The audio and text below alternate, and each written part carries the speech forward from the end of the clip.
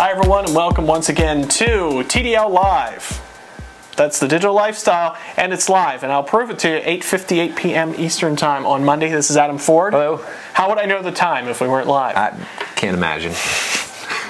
Let's get right to the news, shall we? Let's do it. Before we do get to the news, though, I do want to point out one thing. Those of you who have watched the show for a long time know that frequently we go to Gary Seifert, host of Gary's Garage. Yep. Gary will not be joining us this evening. We're working out some technical issues, so it might be a while before Gary is back on TDL Live. But it might not be. We'll see. We'll see how long it takes to get everything ironed out. Okay, now then. Let's get to the news, because we've got 2 pages of it. There's a lot going on. Some nights we have like 5 or 6. Yeah. But that's bigger font. Okay. It's like 72. So let's start with this news from Adobe and then the non-news from Adobe. Basically, Adobe came out and said that, yes, we're going to make Flash for the iPhone. Absolutely. Good. We're working on it. Here it comes. Yep. And then Adobe said, well, hold on. It's a little more difficult than we thought it was. What's the problem? It's going to take a little bit longer. I don't buy it. We didn't really mean it was coming so soon. Well, apparently the problem is, if you believe, like, I think there was a story in Business Week about this, it's the old thing where Adobe and Apple don't always get along. And apparently Adobe needs access to more than the standard iPhone SDK to make Flash a reality, because it uses some hooks that does not allow you to use.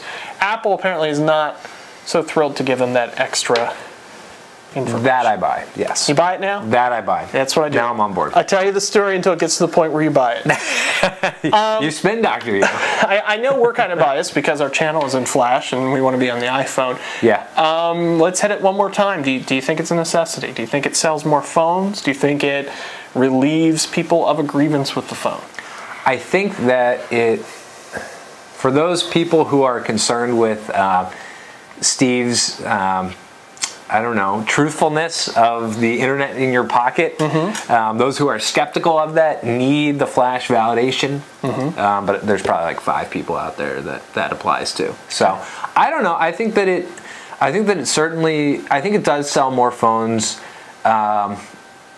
I think that people who care about technology in terms of its, I guess, if to be away from your desktop and have the true internet in your pocket, for those people that care about that, then Flash, yeah, it's necessary, or some form of Flash is necessary. So I think that it's a necessary piece to really complete the internet puzzle on the iPhone, and I don't think that you certainly don't get it on any other mobile platform in its real form, right? Yeah. There is, as we discussed last week, this thing called Flash Lite, L-I-T-E, that is rolling out on the phones that use Microsoft Windows Mobile in the coming months. We'll see how all that plays out. Supposedly not as robust as it needs to be to get the Steve approval. Exactly. So join me, if you will, in the time machine, quite literally. Wasn't that good?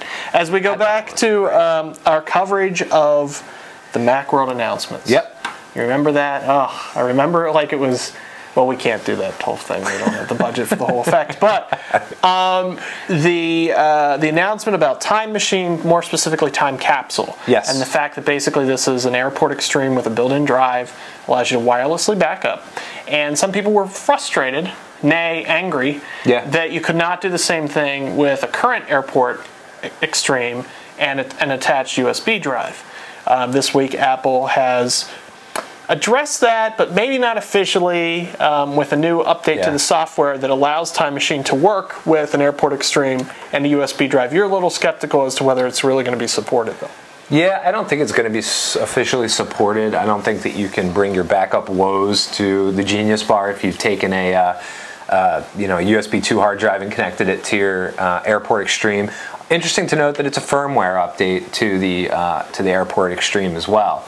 There's a firmware update as well as a software update on the Mac. So I don't know. I mean, I think it's great. I think the whole thing is great. I'm certainly going to use it. I know I'm using it at my own risk. It's not an advertised feature, and you know, as they say, if it's not on the website, it doesn't exist. Supported. Right, it doesn't exist, basically. So I'm certainly going to check it out, but you know, it's rough on the. It seems to be rough on the hard drive. The whole time machine thing seems to be rough on the hard drive. It's constantly spinning up and spinning down. So I don't know, maybe that's an issue. Well, I think you bring up a valid point, though, because at the Genius Bar, you know, they're really only there to troubleshoot Apple hardware and software. Right. And if you're using an Airport Extreme to back up, you have to have something third-party. Apple doesn't make hard drives. You know? So if you have a USB drive attached to your Airport Extreme, they're probably going to say, well, I don't know. Good luck. Get a time machine. Get a time capsule. Yeah, it's probably. I mean, it'll be interesting to see how this catches on, whether or not it cannibalizes the time capsule. People are like, well, to spend $200 on this thing, or I could get a $100 drive and just plug it in. We'll see what happens with it. I don't know. It's time for the lawsuit of the week.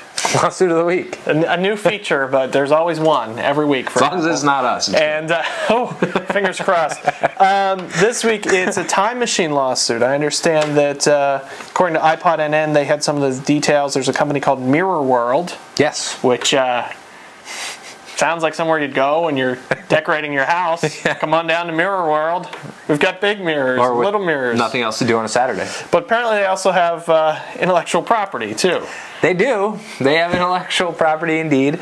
They basically have a patent on like a chronological file structure sort of thing, which, I mean, maybe the best way to think of it is if you think of how Time Machine works. Yeah, pretty much. So they're suing Apple because Apple has supposedly copied their and had known about it. I can't imagine that they would do such a thing. Come on now. Where I take issue with it, fine, you have this great idea. Cool, it's going to be a chronological file structure, but if you're not doing anything with it and you're just sitting on a patent, right? Come on now, give me a break. I don't know. It gets to the whole concept of patent reform and this idea that you can patent anything. You don't have to actually make it. And then if somebody down the road actually makes it, you could say, I had that idea. I mean, I should just sit at home patenting things all day and waiting for somebody to use it, just scouring the internet for somebody to use it and then say, I'm going to sue you even though I've done absolutely nothing with this. I might patent sitting at home filling out patents. And then I'll sue you for doing it. Yeah, we'll all be screwed. Hey, that was a downer. Let's bring everybody up with. Gosh, I don't have any good news here. Do you have a real heartfelt, soft focus, happy story for me? Well, if you like iTunes the way it is, strap in because you're going to get more of it. What does that mean? That means that there's been the whole rumor about unlimited iTunes, okay. Which is, I say, shenanigans. I don't think that that's ever going to happen. And I think because of the labels more so than Apple. I'm going to disagree with you. I'll give you the thumbnail of my argument, although those of you watching at home can read the argument in its entirety in the blog about my post. And where would I find that? Oh, that would be thedigital-lifestyle.tv/blog. Okay. You can check that out. Now, here's my point. For me, it comes down, it's a simple numbers game. Okay. You look at the number of songs Apple has sold, about 4 billion. Okay. You look at the number of iPods Apple has sold, it's about 250 million, as I understand. 200. I'm sorry. It's just over 100 million. Let's say 100 million. Okay. Is that fine? You with me so far? Fine. So that means if you take 4 billion and divide that by 100 million, and for those of you at home, you can just cross off the zeros. Remember that old trick? You don't have to actually do it. It turns out, I'll save you the trouble. Okay. It turns out it's about 26 songs per iPod sold. Okay. So that means on average, the iTunes Music Store is generating $26 per iPod in music sales. So why not say to the labels, well, look, you're only making $26 or their portion of $26 now. We're going to give you $100 or their portion of $100 with every iPod sale and let people use the music as much as they want. Because I think that the major labels are too greedy and say, well, my share is bigger than his share. Why should he now get the same share that I'm going to get? I don't think that the labels are down with that. I think they're going to say, we have the best music, and we want all the revenue that we possibly can get from the best music, and not have to really share it with anybody. And I don't see them doing it. But what if all the money went into a big pot? Imagine, if you will, a big kettle. And all the money went into the kettle. And then at the end of the year, they actually looked and saw what songs were listened to, what songs were downloaded, and divvied it up. And then, while you ponder that, think about TV shows. You've got Hulu now, HULU.com, if you haven't checked that out yet. Basically, online, you're seeing full-length TV shows from CBS and NBC currently. NBC and Fox currently. Some of the other studios are supposed to be on board shortly. But you see them for free, and it's ad-supported. I don't think people are busting through doors to purchase episodes of television on iTunes. I think you're correct. And so imagine a Hulu-like service, or perhaps Hulu, in which you would also be getting video, as much video as you want on the iPod as well. I think as long as it's priced at a point where the labels make more money, because they are greedy, than they make now, they'll be happy. Having said that, I think the artists will get screwed because there's no way they're going to get their little half of a cent from unlimited downloads. Yes, I agree with that. I think, you know what? I think if Apple starts getting into the portable hard drive game, we will see this. Isn't an iPod a portable hard drive? No, it's an iPod. Let's not blur the lines. It's an iPod. Anybody who's using it as a hard drive to back up all your stuff, stop. Just stop. It's the drive that's in the MacBook Air. What? Exactly. Okay, let's move on then. Let's stop. No, but seriously, if you go to an unlimited music subscription, people are going to download everything. The floodgates will open. People say, this is free. I don't care if I ever listen to it. I will download the entire album. I'll listen to a few songs once. They're going to fill up hard drives. We get back to this digital footprint sort of thing, where people are just consuming tons and tons of data. I think that you're gonna have to put it somewhere. I mean, I don't know if people start just deleting it. Oh, I don't listen to this, so I'll delete it and make room. Or if the people are gonna buy hard drives, but they're gonna buy bigger iPods. They're gonna buy bigger iPods. But for better or worse, they're gonna buy bigger iPods and put them on. But you know, folks, sometimes an iPod can go dead. True. And when that happens, it's very sad. And it's even sadder when it's put to music. So we'll be back with more in just a minute, but in the meantime, this is from our lovely friend iJustine, and it's the Dead iPod song.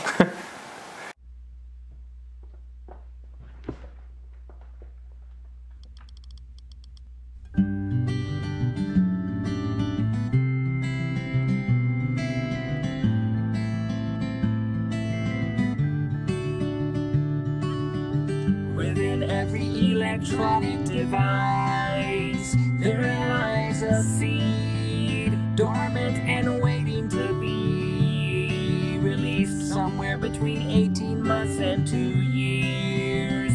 It will sprout and begin to choke the life out. And if you've got an iPod, you know exactly what we're talking about. You press the power button, and what happened was nothing.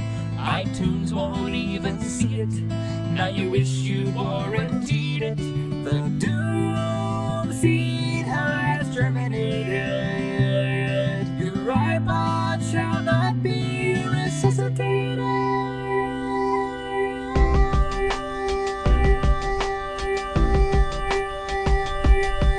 You gotta figure out what you gon' do with your dead iPod. Write a eulogy and bury it in your backyard. Even though it's broke, just pretend like it's not, to avoid conversation with strangers at the bus stop. Use it as a weapon if you're being attacked. You know what? On second thought, scratch that. Tape it to your body. Call it a bar switch, put it in a hoagie. Call it an iPod, which a paperweight is lame unless there's a fan on your desk. And even in that case, a manhole cover works best. Or keep it simple, cause less is more. Put it in a shoebox in the back of a drawer. Then 50 years from today, your grandkids will find it and say, "You listen to music on this? You mean when you were a kid, you didn't have music uploaded directly to your brain?" And you'll say, "No, we just had iPods."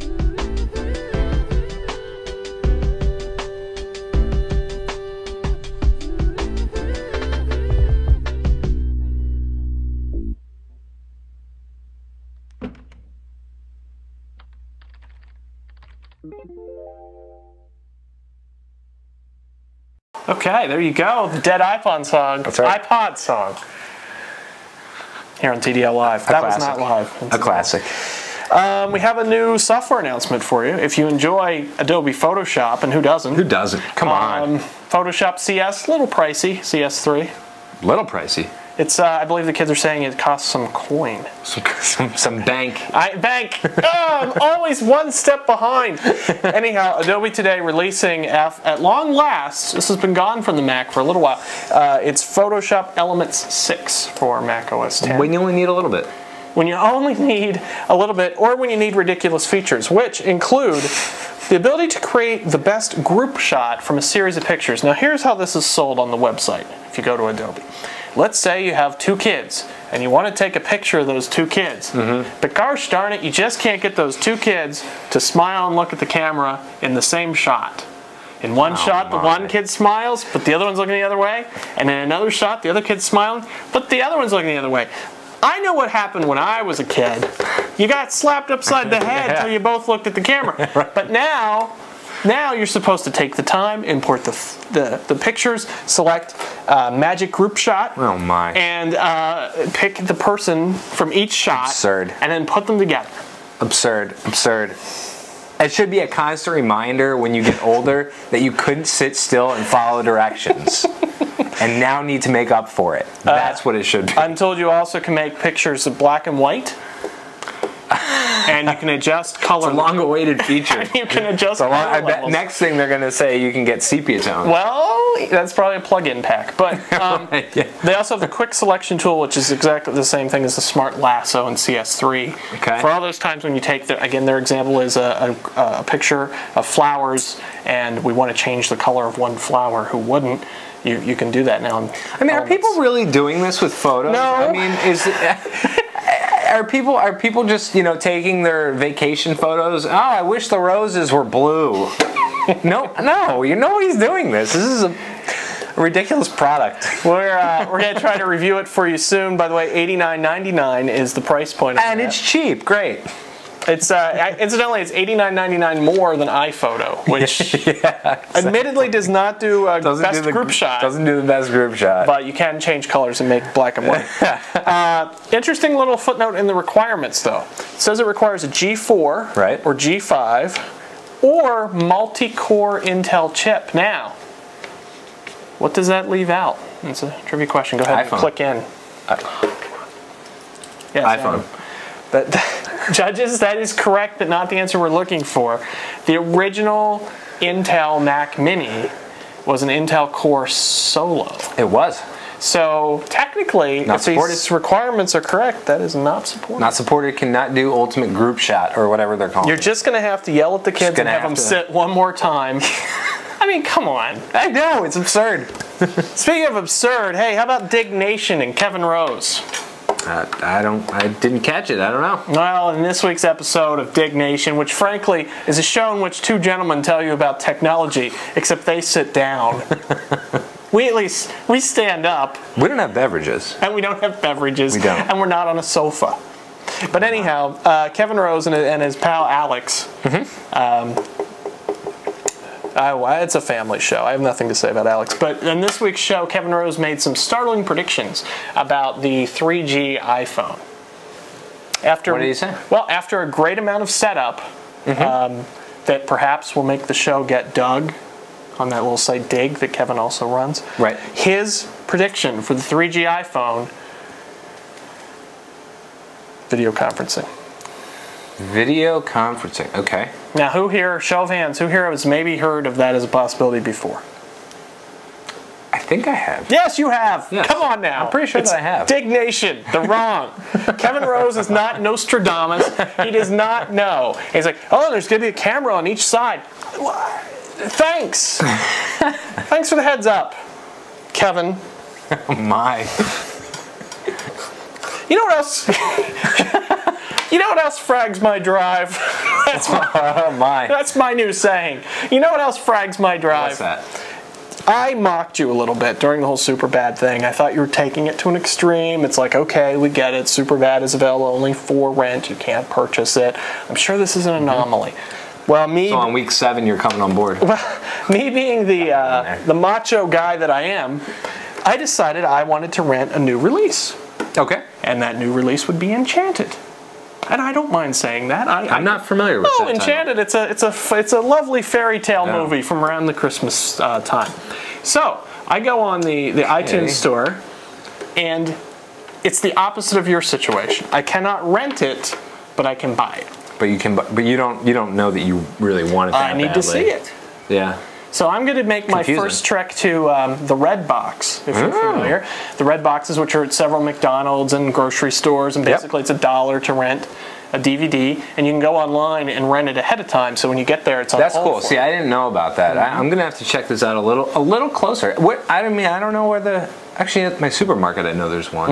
Most supermarkets, well, not most, but I mean that's where you're most likely to find them. And then it's a partnership with McDonald's, so a lot of McDonald's have them kind of like on the grounds, but not right where. That's interesting. It's kind of like a modern day 1 hour photo booth, and you drive up, and you can drop it off at any Redbox. So you can pick it up at one place, drop it off at another. I assume that it has like a locator feature. It sure online. does, absolutely. That's cool. I'm going to check it out. And tells you which machines have the disc you're looking for. That's pretty cool. So I put a little review or a video together about that. Yeah. But I understand your pain now. I mean, the other thing is you couldn't tell until you actually went to the page whether it was a buy, whether it was a rent, what you could do. It doesn't make any sense to me. I hear you loud and clear. You knew that 5 weeks ago. It's confusing because if you go and you go to like just look through a genre, action adventure, if you will, there's no way on that page, which has like all the covers on it and the titles and everything. It'll tell you if you can buy it only. It'll tell you if you can rent it only. And then there's this mysterious third category, which I forget the actual naming of. But it's some cryptic way of saying you have to click on me in order to tell that you can buy and rent it. Right. So only through experience do I know that when it says that, that means I can buy or rent it. But who really wants that much option in Kickboxer 4? I mean, I don't know that anybody's. I don't think there's a lot of people out there like I must be able to rent and buy Kickboxer 4, but new release such as Superbad. You know. Yeah, I understand. I understand what you're saying. You do now. I do. Before it was just it's very confusing. This vague concept. I couldn't really get grounded in the reality of it. Maybe you'll mention something about this on the blog. Yes, I will. I will have a blog post about the confusing movie store now. It'll be this week, so check it out. Again, the digitallifestyle.tv/blog. It'll be there. And every day there's updates to the blog, and we've got the review went up today of the iPhone. Now you might be thinking, the iPhone, it's been out for 9 months. Seriously, dude. But it's a great time to learn a little bit about the iPhone and what those who have gone before you have found with the iPhone in the first 9 months. I know my experience hasn't been trouble-free, so we've got that on the page. Tomorrow is Tuesday. And, well, before we get to that, that's just a calendar reminder. If you have a meeting on Tuesdays, a standing meeting, you will want to go tomorrow. But I jumped ahead. Okay, one other release last Tuesday. Yeah. We had Safari 3.1. Yep. Snappier. I haven't noticed. I haven't either. Okay. Have you noticed? Let us know.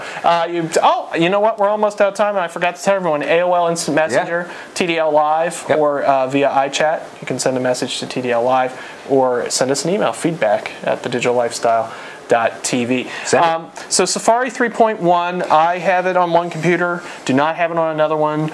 Not seeing a whole lot of difference, to be honest with you. I didn't even know that I had it. to be honest. I knew that 3.1 was out. I had to actually go and check. First I ran a software update and I didn't get anything, and I'm like, oh, I guess I have it.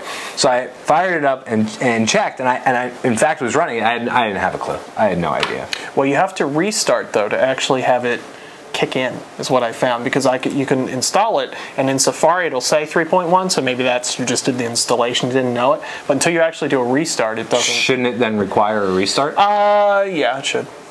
But it doesn't. I forget why. I think, because I had Safari open. I was using Safari. It made you quit Safari before it made me quit, but it did not restart. But you have to restart. I don't know. We didn't rehearse this part. I don't know why it didn't do it, but I had to manually do the restart. Be sure it requires a restart? Yes, absolutely. And those of you who have done it know this. Email in, support me here. Well, maybe I'll restart. Now, there's a little bit of a controversy regarding this Safari update, because on the Windows side, folks who have iTunes installed got a message that came up and said, hey, there's new software you need to install for your computer, and it was actually Safari. And so some people are saying, is this just fighting fire with fire? Are people with PCs used to this? Or is this, Apple doing evil? I don't think people with PCs are used to anything other than Internet Explorer. But in terms of a sneaky software update that tries to put a different, I mean, obviously you don't need Safari for iTunes to run. Right. They're trying to get market share with Safari. Yeah, no, I think so, and why not use Safari? I mean, I don't know. Why use it though at the same time? Well, I know that on the Windows side you do not have the pop-up blocker, which is a significant feature. Are you disagreeing with me on that? You don't? I am told that is not true. Because I've used Safari on Windows, and I don't notice pop-ups. I'll double check. That's what Ed the intern told me before we came up. Oh. Did you know we had an intern? I didn't. Well, his name's Ed. Awesome. Okay, here we go. Tomorrow's Tuesday. Generally Tuesday, actually every Tuesday this year so far, Apple has released a new product or a software update or a product update the whole year, and we're almost at the end of March. I'm not going to go back through all of them. Safari 3.1 was last Tuesday's, which brings us to tomorrow. Predictions, I say iMac. I'd love to see that, to be quite honest. I would love to see, what do you think, just like a speed boost? Yeah, I'd love to see that. That'd be cool. Speed boost, probably 2 gigs of RAM standard across the board. Yeah. Throw it in. Slightly better, maybe slightly better video card. Seems like you normally get a little bit of a video card bump, at least on the high end. Maybe there'll be a better option. So it's nice that we're on, it's good and bad. We're on Monday nights, so we can make the prediction. Right. When we're on Tuesdays, we'd have to do all the research on the new thing and all that. This gives us a whole week that we don't have to. That's right. We don't have to be on the cutting edge. No, I think that would be cool. I think that it's probably due sometime. Well, that's an astounding statement. Yeah, well, right. It's due sometime. Our friends over at Mac Rumors, they do their buyer's guide for different products, and the iMac, according to their guide, is overdue. And they say don't buy right now because we are due. I have to tell you, I think it's been the last 3 Tuesdays, though, that different websites have said, oh, this Tuesday there's going to be iMacs. This Tuesday. But this is the first time that we have said it. Right. We only say it when it's going to happen. When it's absolutely going to happen. Absolutely. Without a doubt. Absolutely. I'll tell you what, if it does not happen next week, I will give away an iTunes gift card on this show. There you have it, folks. It's been said. I might do it even if it does happen. It's documented. Either way, you never know. So don't forget, please check us out. Check out the blog. Of course, thedigital-lifestyle.tv. A lot of people don't watch us live. They watch us on Rever and some of the other sites out there. So check out the site. The blog is new. You'll see more video clips there, as well as those things with words, text entries, articles. I believe that's what posts. There you go. The kids call them posts. Product reviews, all the good stuff that we have here in video form is there in written form and video as well. So I think that's going to do it. So we're saying new iMacs. Anything else? Maybe Mac Mini? That's also due. Maybe a continued climb in stock price. Let's hope, huh? Let's hope. Just hit 140 today. Yeah, just shy of 140. 139.53. So we're headed back up. We're headed back up. And I know 2 people that couldn't be happier. All right, we'll see you next week, everybody. I need a little tagline at the end. And back up. Bye, everybody. Bye.